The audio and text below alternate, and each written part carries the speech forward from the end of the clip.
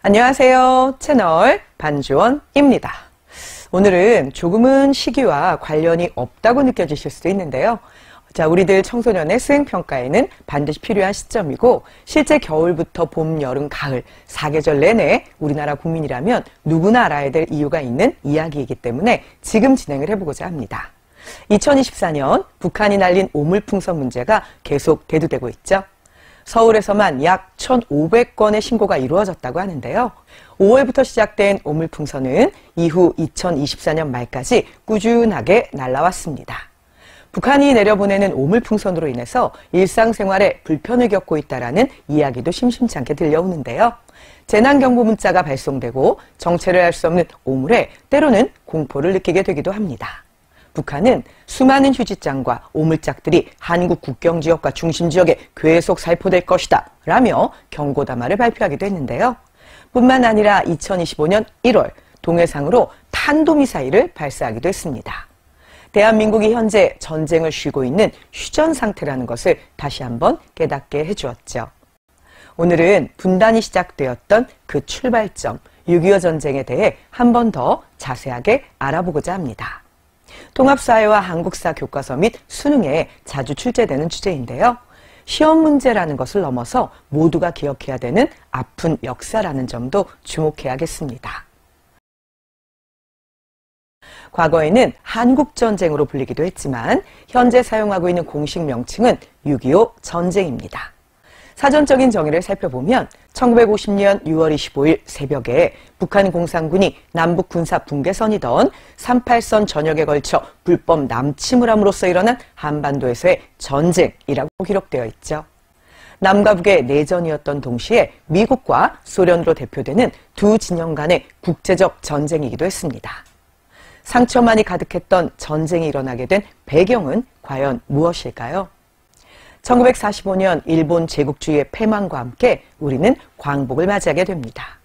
일본의 핍박에서 벗어난 독립국가로서 새나라 건설에 희망이 가득 찼던 분위기였죠. 하지만 강대국의 이념 대립에 결국 휩쓸리고 말았는데요.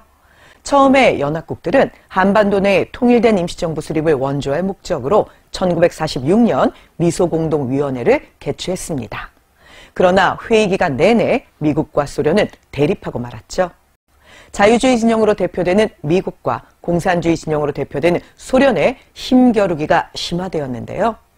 한반도 북위 38도선을 기준으로 북에는 소련군이, 남에는 미군이 머물렀습니다.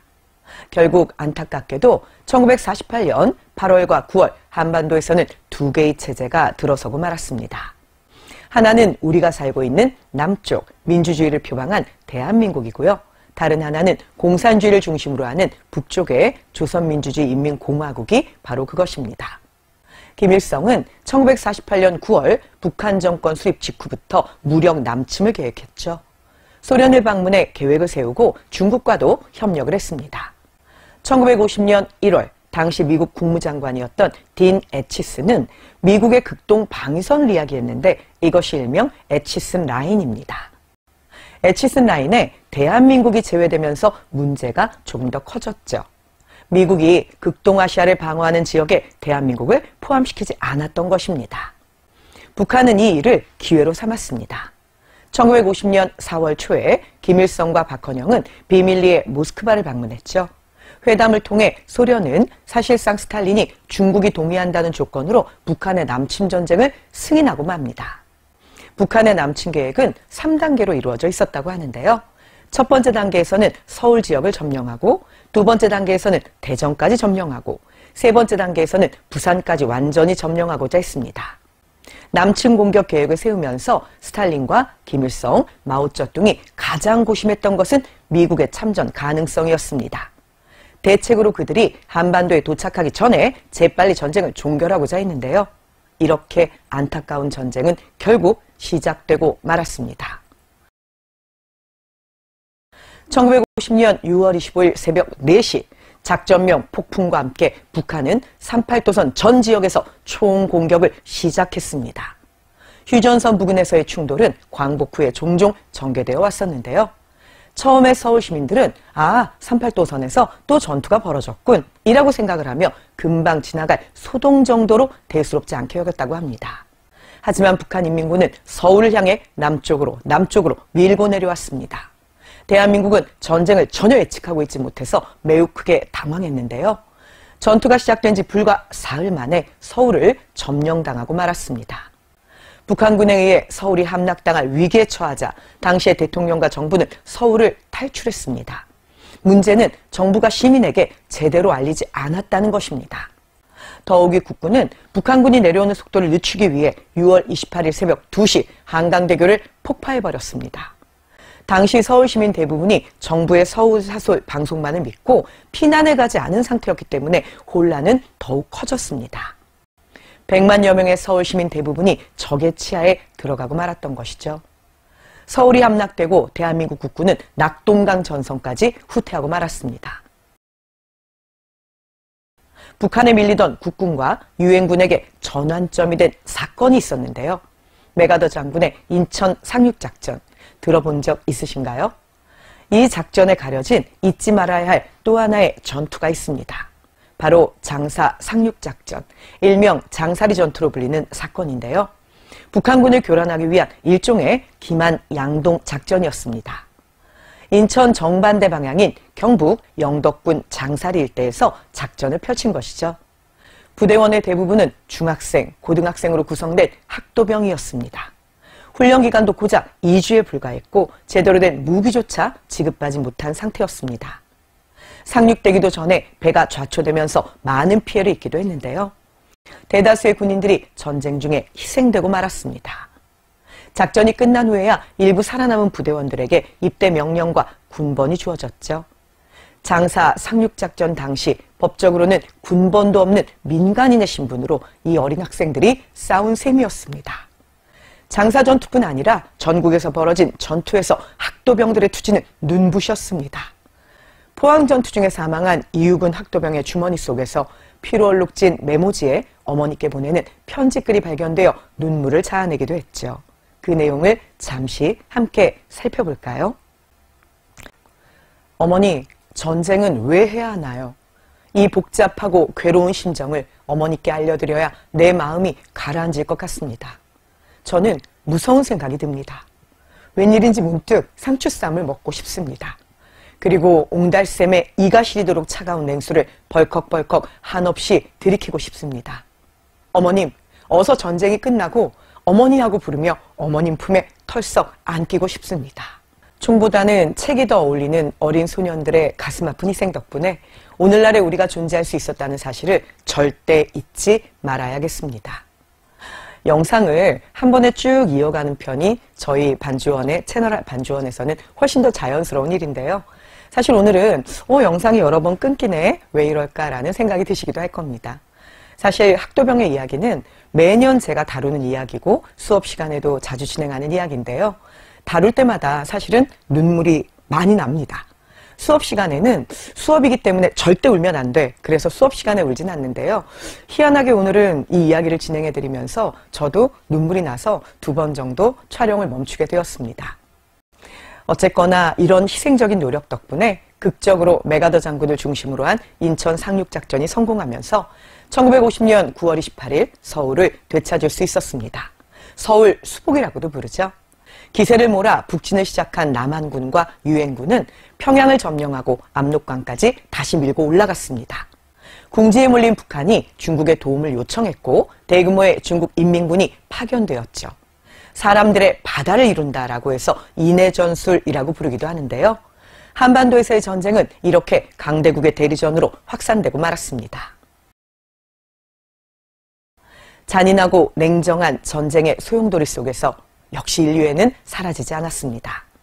중국군의 개입으로 상황이 불리해지자 북진에 있던 유엔군은 철수를 결정하죠. 당시 흥남부두는 약 20만 명의 군인과 피난민이 뒤섞여 아주 혼잡한 상황이었습니다. 흥남을 떠나는 마지막 배가 바로 메러디스 빅토리아호였는데요. 남아있는 무기와 물자를 실어오기 위한 목적만으로 사실상 출항이 결정된 배였습니다.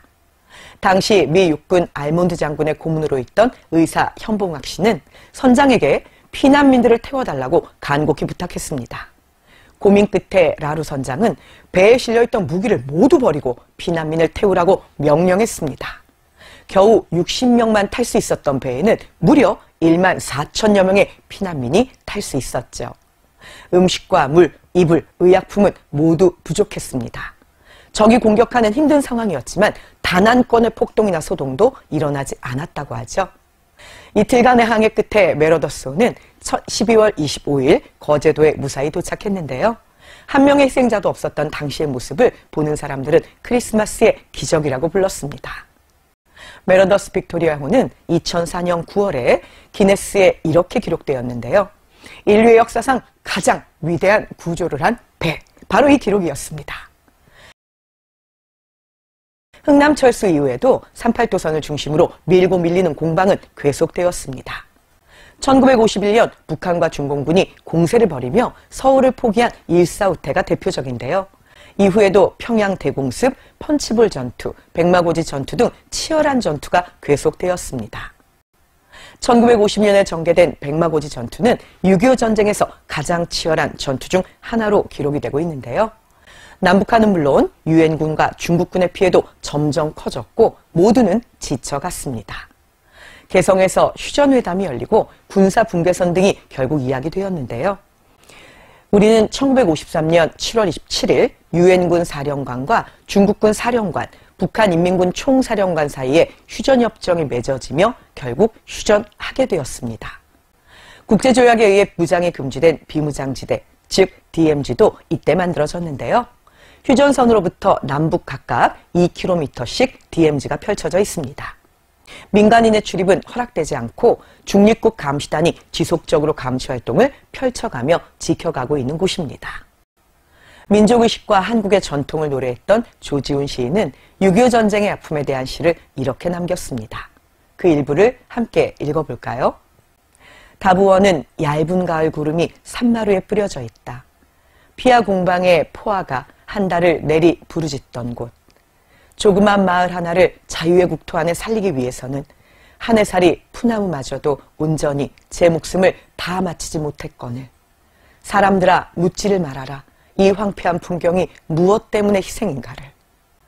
많은 시간이 지났지만 전쟁으로 인한 상처, 이념의 대립, 가족 해체는 오늘날까지도 이어지고 있습니다. 아직도 전쟁의 후유증과 트라우마 속에서 고통받고 있는 분들이 남아있고 북한과의 대립으로 긴장감은 여전히 고조되고 있습니다. 결코 다시는 일어나지 말아야 할 상처입니다. 채널 반주원은 함께 알아가고 고민해야 할 주제를 열심히 찾아서 다시 가지고 오겠습니다. 더불어 오늘처럼 수행평가와 내신, 더 나아가서 수능으로 대학 가는 길에까지 도움되는 내용도 더 열심히 찾아서 가지고 오겠습니다. 오늘도 들어주셔서 감사합니다.